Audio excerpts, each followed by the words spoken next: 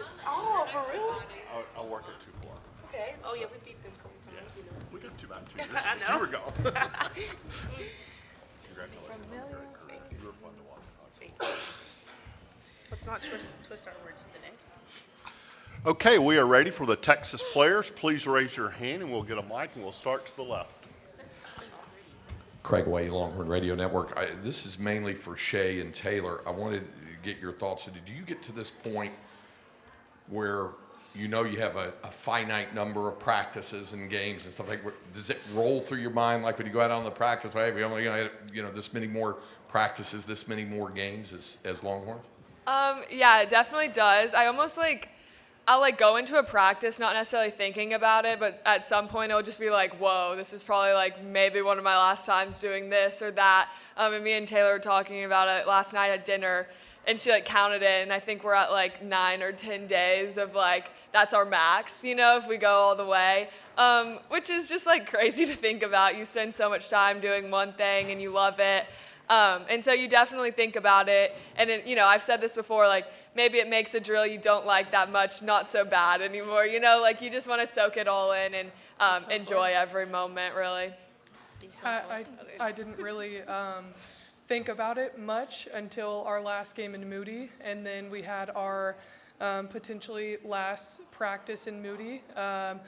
And I just think that's when it started to set in. And yesterday at dinner, like Shay said, we just started talking about how close the end is. And it's crazy to think. I mean, I've been going at it this is my 6th year now. So been in the game a while, in the college basketball game, and so it's a new feeling. Okay, we'll go right here to the right. Michael Waterloo, Winsider. Rory, we saw Juju Watkins go down earlier this week with an ACL tear. As somebody who's recovered from one themselves, how does the emotional and the mental recovery compare to the physical recovery? It's 10 to 2. The physical is honestly, when I look back, it's so easy. I wouldn't say so easy, but looking back, it was it was a lot easier because the mental comes after when you're cleared.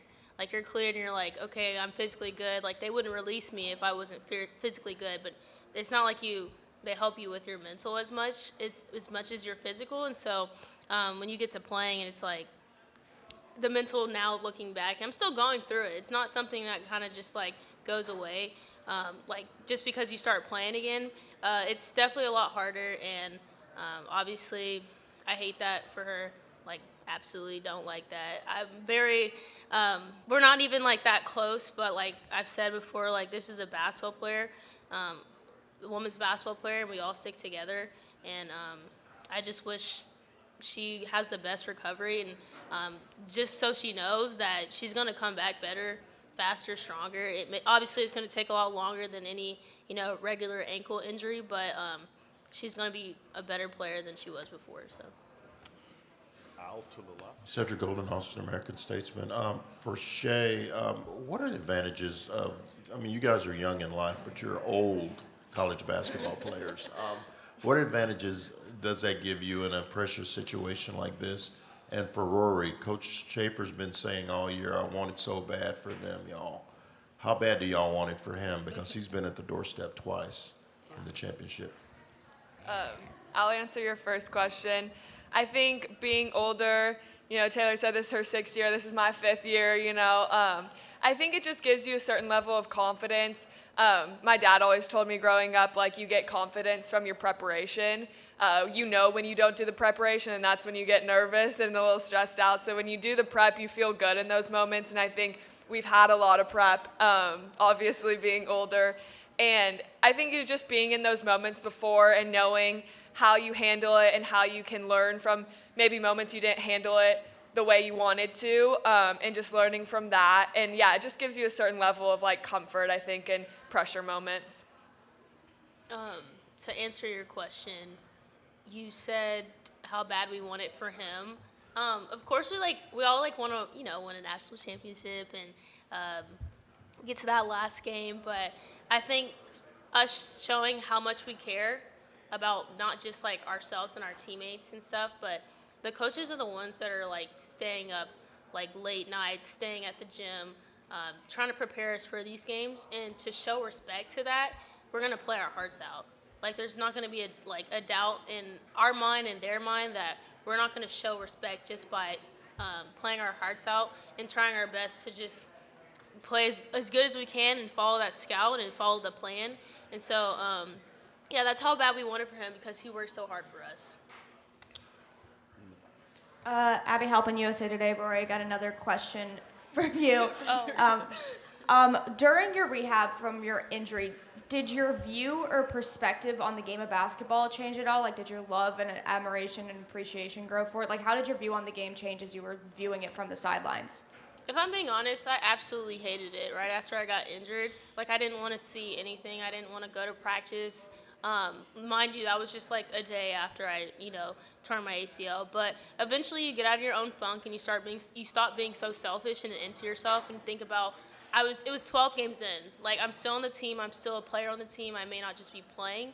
And so they still had a whole season. Like, I still have to be there. And then obviously I spent a lot of time, like, just seeing a different perspective of the game, like you said, and understand. I think those moments, like, you got to look on the bright side of some things, and I just thought, like, being able to focus and learn the game of basketball from another point of view, because I'm so used to looking at it from being on the court. But sometimes, like, Coach might be right about what he says, when he's fussing, and you don't necessarily understand it, like, if you're in the game, but, like, when you're on the sidelines, like, you actually, like, okay. And I think it helped a lot with just slowing the game down for me coming into this year. I think I, learned a lot from Madison from that point guard position. And obviously she can say she learned a lot from me, but I learned a lot from her. Because at that moment, we're just 12 games in. I'm not perfect. I can still learn something from someone, and it doesn't have to always be, like, someone older or more experienced. Like, so I learned from Madison still. So, yeah. Okay, far right. Another question for Rory. I wanted to ask, what does Coach Vic mean to you personally? When he spoke to us a few minutes ago, he spoke so highly of the process of getting to know you over the years, and the growth that he's seen from you, and what you've done for him as a coach, as a father, as a husband. So I'm just curious, from your vantage point, what has he meant to you? Yeah, you don't come here if you don't have a relationship with the coaches. And I built the best relationship with him and Lovato and Blair when they were recruiting me from Mississippi State. And he kind of made the comment the other day, like, saying, we're not even with our parents as much, like, at all. Like, we see them at games every once in a while, but truly, like, he's like our father figure, like, every day. And just to see how he talks about us, and especially to talk about me, and how he just truly cares. Like, I've known he's cared about me a lot, but just to see when I went down with my ACL injury, and, like, I had a good little long moment with him in his office, and to see, like, it truly broke him, that's, like, something that you really appreciate as a player. And he cares about you not just a player, but as a person. And I think that goes a long way, because basketball is not who we are, but it's what we do.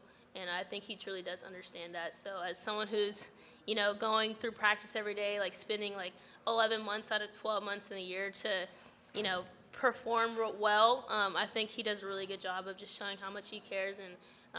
And that means a lot to me, so I'm going to show that way as well.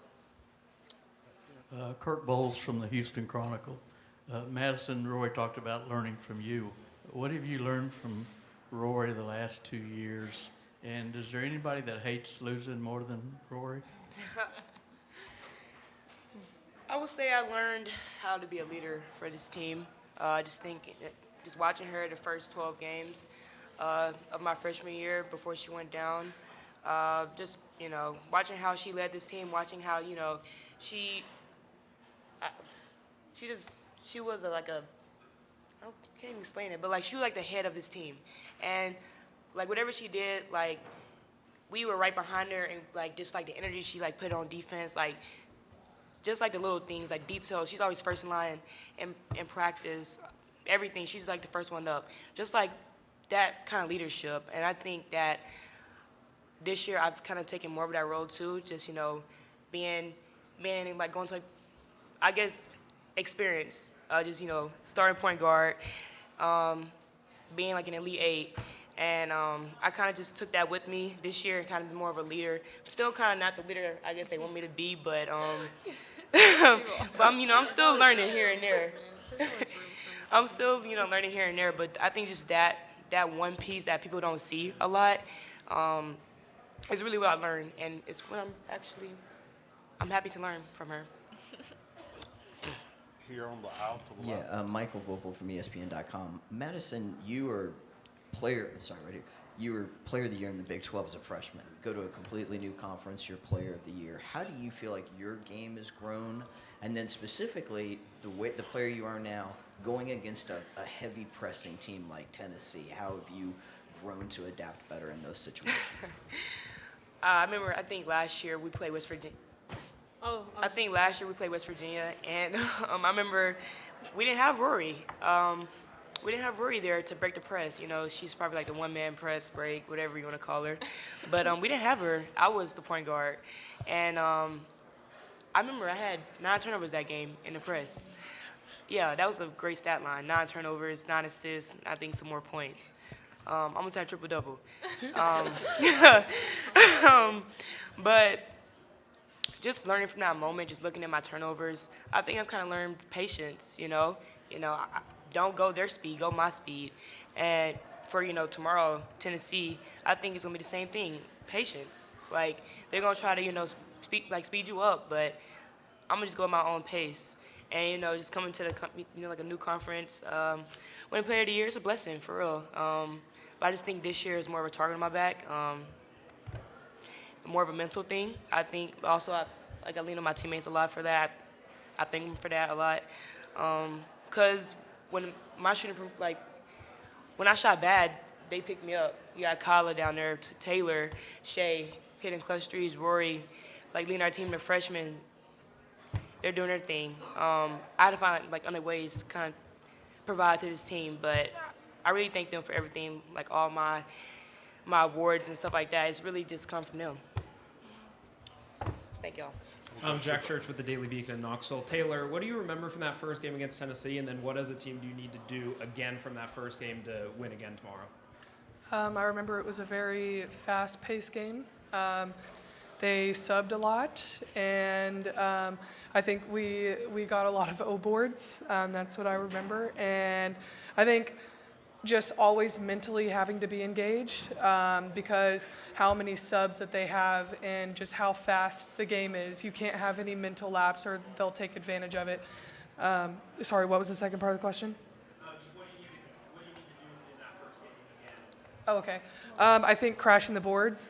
I think that we did a good job at getting rebounds and keeping them off the boards. They have height, they're really athletic, and they get to the boards quite a bit. And so making sure that we block them out and doing our job getting to the rebounds is for the post especially, but for the guards and all of us as a whole, breaking their press. They 40-minute in-your-face defense. And to the last 2 practices, we've done a really good job, I think, playing against our guys and learning to play at our pace and not let them speed us up. Also, transition too will be key. But I'm confident in our team that I'm excited for the rematch. Question in the front. Danny Davis, the Austin American Statesman. This is for any player who wants to take this. What contributions have you all gotten from Aaliyah and Layla with them unable to play, but obviously still a part of this team? So much. Layla's Michigan. Layla, she was balling, and just for her to come here, no, she don't play at all, but she still gives so much effort, off the court. Just the advice she gives to everyone. I think she's always every time out, she's always saying something. Amos, she's been here before. Also, she's in the Forest ear, Jocks. I think that's why she's playing so well this year. I think just her, giving Jock confidence and telling Jock, patience is gonna be your best friend basically. And I credit that to her because Jock is doing well on both ends for us, and we need her to keep doing well. And yeah. What was I gonna say? Oh yeah. When I see Layla and Aaliyah, unfortunately they have their own thing going on where they can't play with us on the court. but just to see how engaged they are for people who know like they're going through their own things, they're probably going through their own mental battles and physical battles, to see that they're going through that and are still like positive every day and just engaged in all the practices, all the games. It just brings so much positive energy. Like I really appreciate when they do that, because I know and understand like that feeling of not being able to help, and you're on the sidelines a lot. So I show a lot of gratefulness to them and appreciation, because we need every single player. It doesn't matter if you don't touch the floor, you always touch the floor. We need everyone.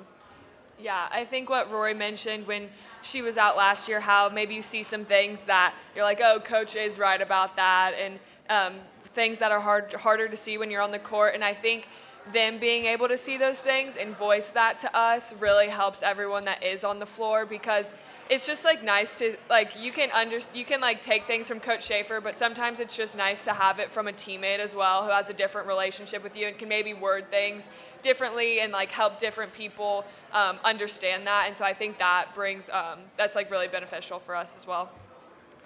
Yeah, I think all three of them basically summed it up, but both of them have been to the battles and played so much basketball, and even if Layla hasn't played many games here, there's a certain wiseness and level of experience that they have, and being able to hear them on the sideline and see their input, you know that whatever they say is valid. And I also think both of them do a great job at just bringing energy and encouraging when you come out of a timeout, and even if like the other team goes on a run, you come out and you hear both of them and also our freshmen just keeping us up and being as positive as possible. It's really uplifting for the team, and it's really impactful too. And it's neither of them have to do that. They are both going through hard times with their own things that they're dealing with, and it's tough enough not being out on the court, and it also is pretty tough giving the amount of energy that they give us. And so we're really thankful for them, and they have a great impact on our team. Okay, thank you, ladies. Thank you. Thank you.